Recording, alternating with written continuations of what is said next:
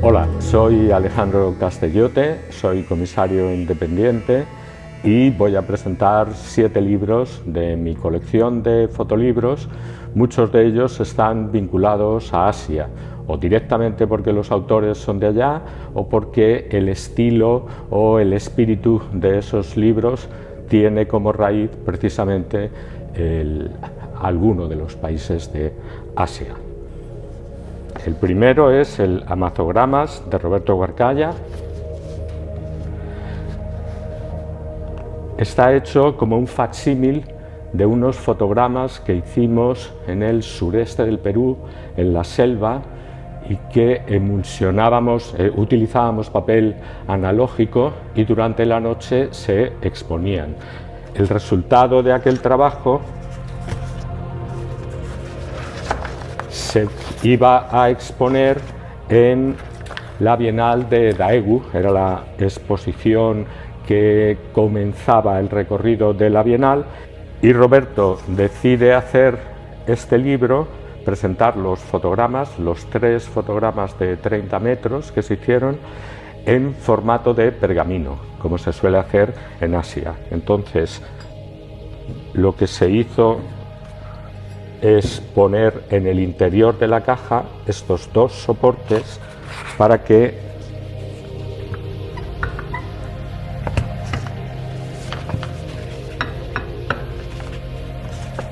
se pudieran ver los fotogramas y se fueran pasando de la misma manera que se pasan los pergaminos, en donde no hay un momento en el que se vea la totalidad del contenido. Es una edición autopublicada de la que se hicieron 100 ejemplares y se vendió fundamentalmente en Daegu, en Corea del Sur. Este libro es un libro de artista que se llama Lee Hyun-sang, es coreano, y todo el libro está basado en un juego, en una propuesta para los espectadores para poner en cuestión, a través de la ironía, el uso de los referentes del arte clásico occidental como referentes de belleza.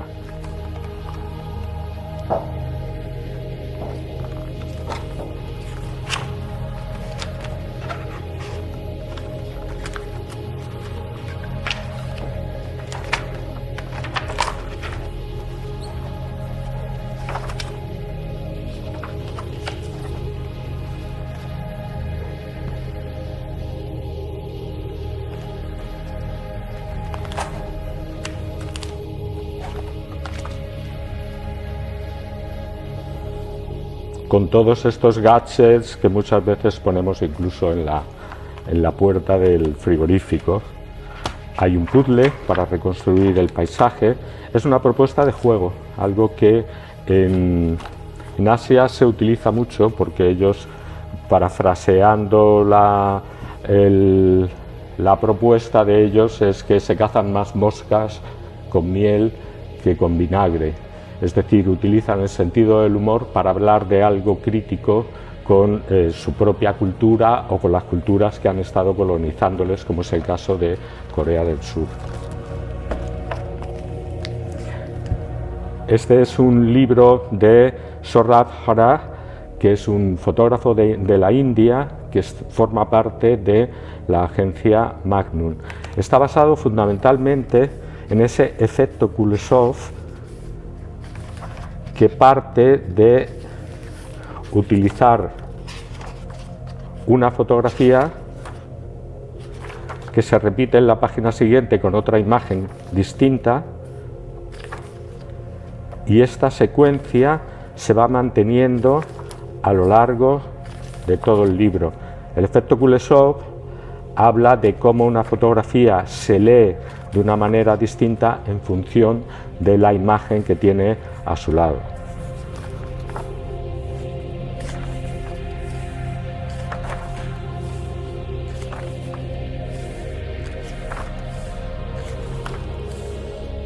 Y si no me equivoco, este libro fue el premio de fotolibro de Paris Photo hace 3-4 años, no estoy seguro.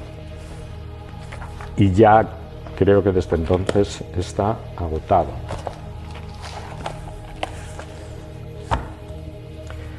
Daisuke Yokota es uno de los fotógrafos, creo que junto a Kenta Shibayashi, tiene una mayor proyección internacional porque ha trabajado de una manera absolutamente particular. Mucho del trabajo de Daisuke Yokota, en particular este libro que se llama Toran Superento, está impregnado de aquella filosofía del grupo Provoke, que durante los años 60 se hicieron muy conocidos. Uno de los miembros era Daido Moriyama, y que tenían como tema o como tres palabras en japonés que eran importantes, que era are, buke, buke, y que quiere decir desenfoque, movimiento.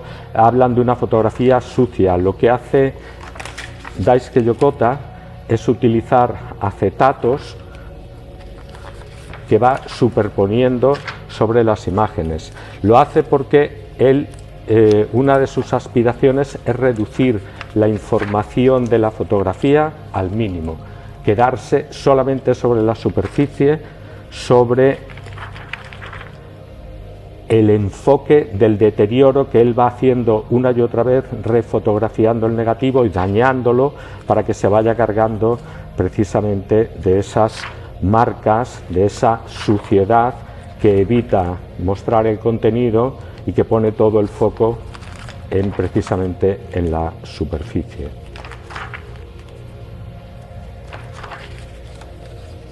Kenta Kobayashi, sin embargo, él ha ido evolucionando hacia una fotografía mucho más a montajes mucho más tridimensionales y también con vídeo, con propuestas de 360 grados virtuales.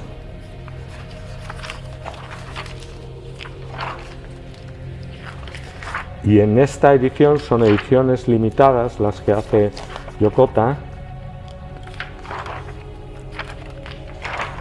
En algún caso utiliza una imagen del que fue su primer fotolibro, The Cloud, un libro que de alguna manera provoca esa atención internacional hacia lo que se estaba haciendo en Japón. Esta es la portada de The Cloud.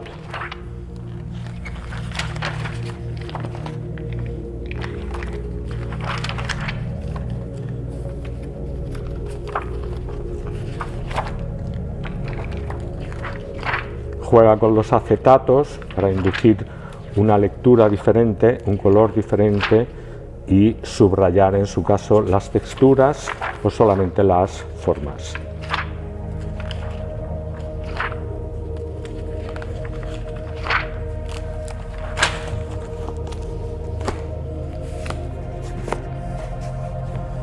De China, el fotógrafo Gao Bo, cuya obra inicial se hace en el Tíbet. Él estuvo más de una década fotografiando en el Tíbet y el primer libro que hace para cerrar ese periodo en el que él se acercó a la cultura tibetana y le influyó muchísimo en su manera de ser es hacer este libro siguiendo el modelo de encuadernación chino, que en algún caso también se ha seguido en Japón, incluyendo tipografía tibetana.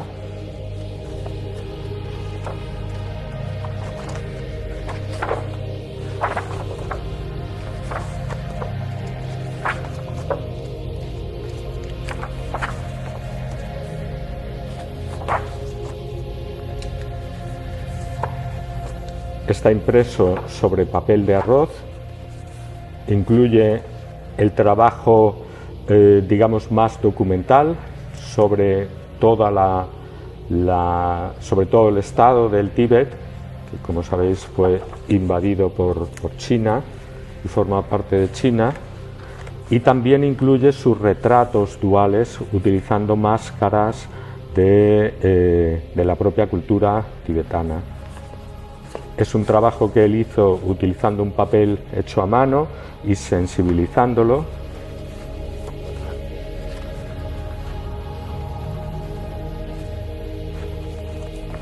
y posteriormente decidió dar por cerrado este trabajo e intervenir las fotografías imitando una escritura inventada, que es la escritura que él llama la escritura del subconsciente, utilizando para intervenir las fotografías su propia sangre.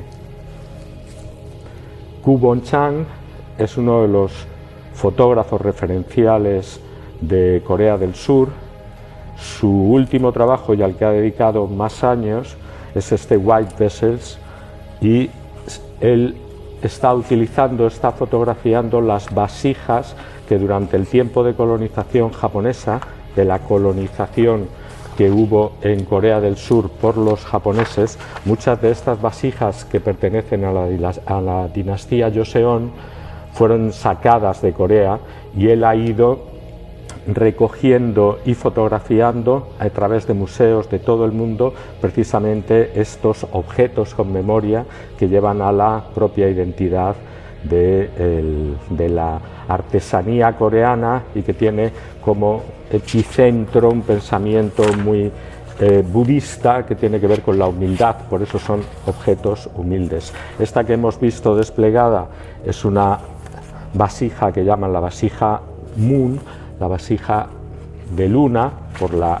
morfología que tiene, y ha estado fotografiando precisamente todas esas vasijas que tienen un cierto grado de imprecisión.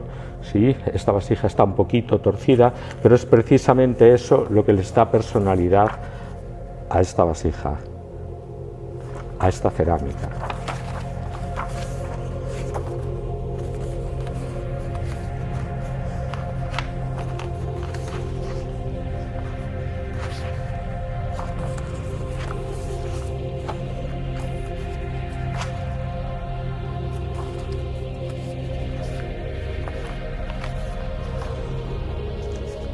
Una parte fundamental del trabajo de Bon-chang-koo tiene que ver con el tiempo, con el paso del tiempo, y cómo ese tiempo se refleja en las texturas de estas vasijas antiguas.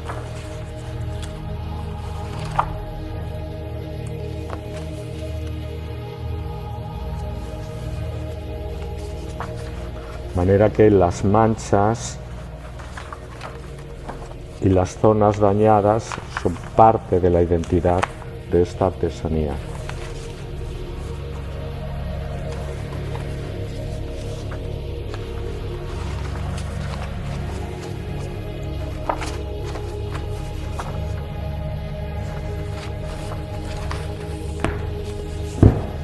Una parte de este trabajo se va a exponer ahora en el Asian Center for Contemporary Art con motivo de la Bienal de Gwangju, que es una de las bienales más antiguas de Asia. Un clásico, un referente en la fotografía internacional, uno de los fotógrafos japoneses que primero fue reconocido en todo el mundo, que es Eiko Hosoe. Eiko Hosoe realizó bastantes libros, y este en concreto pertenece a la serie Embrace, Abrazo. Es un libro impreso en hueco grabado,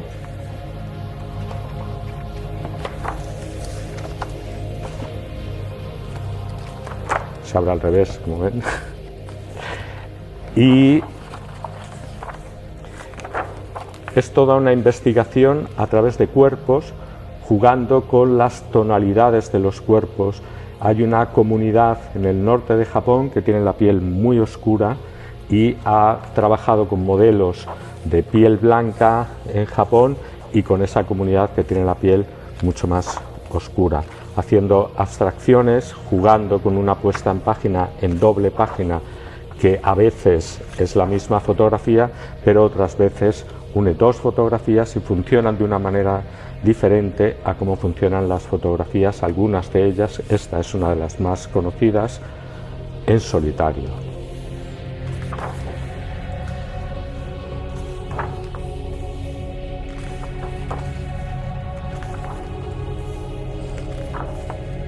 El libro va haciéndose progresivamente más abstracto hasta llegar a un momento en el que adquiere una tonalidad casi minimalista. Y es exactamente la última parte del libro.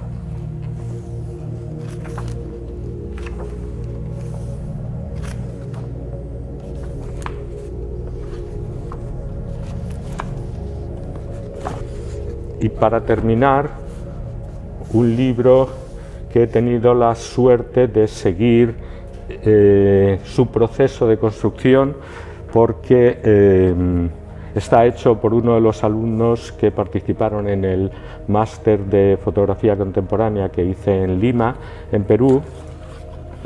Es el trabajo de Giancarlo Shibayama, cuyo abuelo fue el primero de una generación de japoneses que llegó a Lima. La comunidad japonesa en Lima es importantísima, y su padre se casó, padre japonés, que habitualmente las familias se casan entre japoneses. Su padre se casó con una mujer cuyo origen era del norte del Perú, de la zona de selva. Aquí, y cuando muere su abuelo ocurre una cosa, y es que cuando los familiares visitan al muerto en su casa, se expone el álbum de la familia, el álbum familiar. Lo que hacen los allegados es las fotografías donde salen ellos en el álbum, las arrancan del álbum y se las llevan como recuerdo. Y Giancarlo Shibayama se concentra en los restos que quedan en la fotografía de esa cartulina negra sobre la que estaban pegadas. Y esa mancha